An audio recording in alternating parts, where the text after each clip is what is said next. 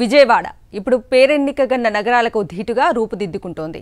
ఓవైపు ఫ్లైఓవర్లు, మరోవైపు బైపాస్ రహదారుల నిర్మాణంతో అభివృద్ధి పదంలో దూసుకుపోతోంది. వాణిజ్యపరంగా పేరెన్నికగన్న ఈ నగరంలో కేవలం 4 ఏళ్లలోనే ఊహించని అభివృద్ధి కళ్లకు కట్టినట్లు కనిపిస్తోంది.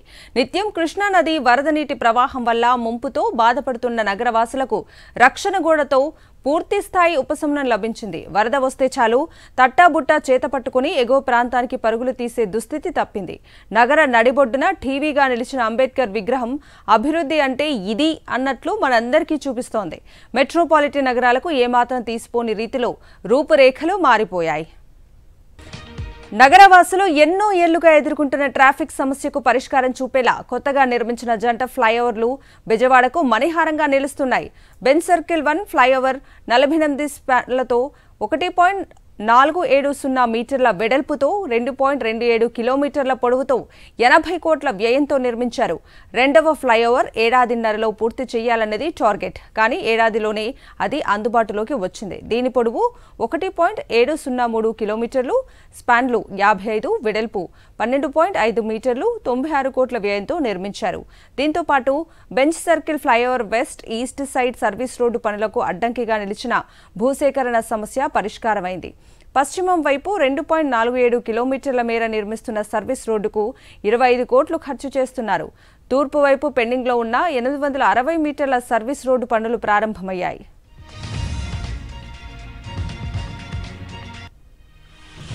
బెంజ్ సర్కిల్ నుంచి పోరంకి వరకు 6 కిలోమీటర్ల మేర డ్రైనేజీ పనులు 15 కోట్లతో చేపడుతున్నారు. ఇంకా Gunadala flyover, Ramavarappadu ring road వద్ద ఫ్లైఓవర్ పనులకు మార్గం సుగమమవుతోంది. గన్నవరం విమానాశ్రయం వద్ద హాఫ్ ఫ్లైఓవర్ను 23.77 కోట్లతో నిర్మించారు. హైదరాబాద్ హైవే నిర్మాణానికి అవరోధంగా నిలిచిన భూసేకరణ ప్రక్రియ పూర్తి చేసి అసంపూర్తి పనులను 17 కోట్లతో చేపట్టారు. గ్రీన్ఫీల్డ్ హైవేకు సంబంధించి భూసేకరణ ప్రక్రియ తుది దశకు చేరింది. త్వరలో పనులు ప్రారంభమవుతాయి. కనకదుర్గ ఫ్లైఓవర్కు సంబంధించి అసంపూర్తిగా ఉన్న పనులను ఈ మధ్యనే ప్రారంభించారు. నగరానికి వచ్చే వాహనాలకు ఇక ట్రాఫిక్ సమస్య తలెత్తకుండా వెస్ట్ ఈస్ట్ బైపాస్ నిర్మాణాలు ఉపకరించనున్నాయి. విజయవాడ వెస్ట్ బైపాస్ కు సంబంధించి 30 కిలోమీటర్ల పొడవున 6 వరుసల రహదారిని 1148 కోట్లతో 2021 ఫిబ్రవరిలో ప్రారంభించారు. పనులు దాదాపు పూర్తయ్యాయి. గొల్లపూడి నుంచి చినకాకాని వరకు 17.88 కిలోమీటర్ల పొడవున రహదారి పనులు, కృష్ణా నదిపై ఐకానిక్ వంతెన పనులు వేగంగా సాగుతున్నాయి. విజయవాడ తూర్పు వైపు నిర్మించ తలపెట్టిన బైపాస్ రోడ్డుకు దాదాపు పూర్తిగా వచ్చింది. కృష్ణా జిల్లా పొట్టిపాడు నుంచి గుంటూరు జిల్లా కాజా వరకు 49.3 కిలోమీటర్ల మేర నిర్మించేందుకు ప్రతిపాదనలు రూపొందించారు. కృష్ణా నదిపైన 3.750 కిలోమీటర్ల పొడవుతో ఐకానిక్ వంతెన నిర్మించనున్నారు. దీనికోసం 4607.80 కోట్లు వెచ్చించనున్నారు. నగరంలోని కృష్ణా నదీ తీర వాసులు ఎన్నో దశాబ్దాలుగా ఎదుర్కొంటున్న ముంపు సమస్య నుంచి ఉపశమనం కలిగించారు. కనకదుర్గమ్మ వారధి నుంచి కోటినగర్ వరకు రక్షణ గోడ పనులు పూర్తయ్యాయి. ప్రస్తుతం వారధి నుంచి పద్మావతి ఘాట్ నుంచి రక్షణ గోడ పనులు సాగుతున్నాయి. మొదటి దశలో 93.22 కోట్లు, రెండవ దశలో 180.24 కోట్లు, మూడవ దశలో 120.81 కోట్లు కలిపి మొత్తం మీద 3,94,027 కోట్లు ఖర్చు చేస్తున్నారు. రిటైనింగ్ వాల్ వెంబడి 2 దశల్లో 33.39 కోట్లతో బ్యూటిఫికేషన్ పనులు జరగనున్నాయి. గ్రీనరీ పార్కులు, వాకింగ్, సైకిల్ ట్రాక్తో అందంగా తీర్చిదిద్దుతున్నారు. కాలువలపై 31 కోట్లతో 7 వంతెనలు నిర్మించారు. కృష్ణా నదిలో జల విహారానికి ప్రభుత్వం ఏర్పాట్లు చేస్తోంది. నదీ తీరంలోని ఆలయాలు, పర్యాటక ప్రదేశాలను కలుపుతూ టెంపుల్ టూరిజంకు రూపకల్పన చేశారు. కృష్ణా నదిలో ప్రకృతి అందాలను ఆస్వాదిస్తూ జల విహారం చేస్తూ 82 కిలోమీటర్ల వరకు ప్రయాణం చేయడం ద్వారా 8 ప్రాంతాలను కవర్ చేసే విధంగా ఇన్లాండ్ వాటర్వేస్ సంస్థ చర్యలు తీసుకుంటోంది. ఇందుకోసం దుర్గా ఘాట్ నుంచి అమరావతి వరకు 5 ప్రదేశాలను కలుపుతూ ఒక సర్క్యూట్ను ఏర్పాటు చేస్తున్నారు. ముక్త్యాల నుంచి అమరావతికి 4 ప్రదేశాలను కలుపుతూ ఇంకొక సర్క్యూట్ ఏర్పాటు చేస్తున్నారు. జట్టీలలోనే భోజనం, అన్ని వసతులు ఉండేలా చర్యలు తీసుకుంటున్నారు. పిల్లల కోసం ఆట పరికరాలు, అమ్యూజ్మెంట్ పార్కులు, ఓపెన్ గేమ్స్, అడ్వెంచర్ గేమ్స్ ను ఏర్పాటు చేస్తున్నారు. రాష్ట్ర ప్రభుత్వం ప్రతిష్టాత్మకంగా బెజవాడ స్వరాజ్య మైదానంలో నిర్మిస్తున్న అంబేద్కర్ స్మృతివనం పనులు తుది దశకు చేరుకున్నాయి. ప్రపంచ స్థాయి పర్యాటకులను సైతం ఆకర్షించేలా 125 అడుగుల భారీ అంబేద్కర్ విగ్రహం టీవీగా నిలిచింది. ముఖ్యమంత్రి వైఎస్ జగన్ స్వయంగా ఈ ప్రాజెక్టును పర్యవేక్షించారు. జనవరి 19న ముఖ్యమంత్రి ఈ ప్రాజెక్టును జాతికి అంకితం చేస్తున్నారు.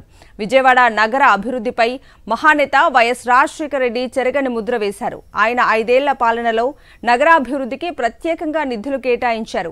పేదలకు జేఎన్యూఆర్ఎం కింద గృహాలు నిర్మించి అందజేశారు. నగర శివారులో వైఎస్ఆర్ కాలనీ నిర్మించారు.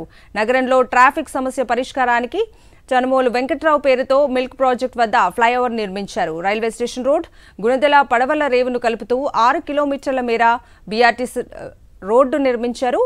అజిత్ సింగ్ నగర్ బుడమేరు వరద నివారణకు కట్టను నిర్మించారు. సీఎం వైఎస్ జగన్ ప్రభుత్వం అధికారంలోకి వచ్చాక పేదలందరికీ ఇళ్ల పేరుతో ఎన్టీఆర్ జిల్లాలో తొలి విడతలో 1.07 లక్షల మందికి ఇల్లు మంజూరు చేశారు. వాటిలో 14,995 ఇళ్ల నిర్మాణం పూర్తయి గృహ ప్రవేశాలు చేశారు. కాల్వగట్లు, ప్రభుత్వ స్థలాల్లో రోడ్ల పక్కన ఆవాసం ఉంటున్న వారిని తొలగించి బాంబే కాలనీలో ఇల్లు కేటాయించారు. పటేల్ నగర్, ప్రకాష్ నగర్, సుందరయ్య నగర్, నేతాజీ కాలనీ, రాధానగర్, రాజీవ్ నగర్, వడ్డెర నందావారి, కండ్రిక ప్రాంతాల్లో గతంలో కార్పొరేషన్ 13,915 ఇళ్లు నిర్మించి కొన్నింటినే రిజిస్ట్రేషన్ చేశారు.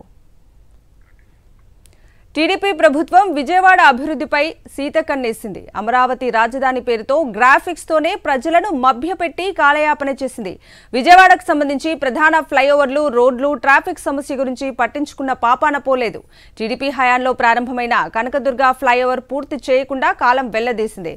బెంజ్ సర్కిల్ ఫ్లైఓవర్ పూర్తి చేయాలని కానీ నగరానికి నలువైపుల నుంచి పెరుగుతున్న ట్రాఫిక్ రద్దీకి అనుగుణంగా రోడ్లను, జాతీయ రహదారులను అభివృద్ధి చేయాలన్న ఆలోచనే చేయలేదు. 5 ఏళ్ల పాటు గ్రాఫిక్స్ తో ప్రజల కళ్లకు గంతలు కట్టారు. ఈవెంట్లతో పబ్బం గడుపుకున్నారు.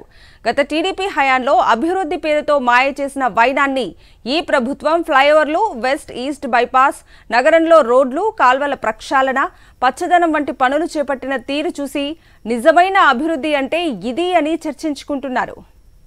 ఇప్పటికే సర్వాంగ సుందరంగా రూపుదిద్దుకున్న ఇంద్రకీలాద్రిపై మరిన్ని అభివృద్ధి పనులకు సీఎం వైఎస్ జగన్ ఇటీవలే ప్రారంభోత్సవాలు, కొత్త వాటికి శంకుస్థాపన చేశారు. కనకదుర్గ నగర్ గోశాల వద్ద 216.05 కోట్లతో అభివృద్ధి పనులకు శంకుస్థాపన, 23.145 కోట్లతో పూర్తయిన పనులను ప్రారంభించారు.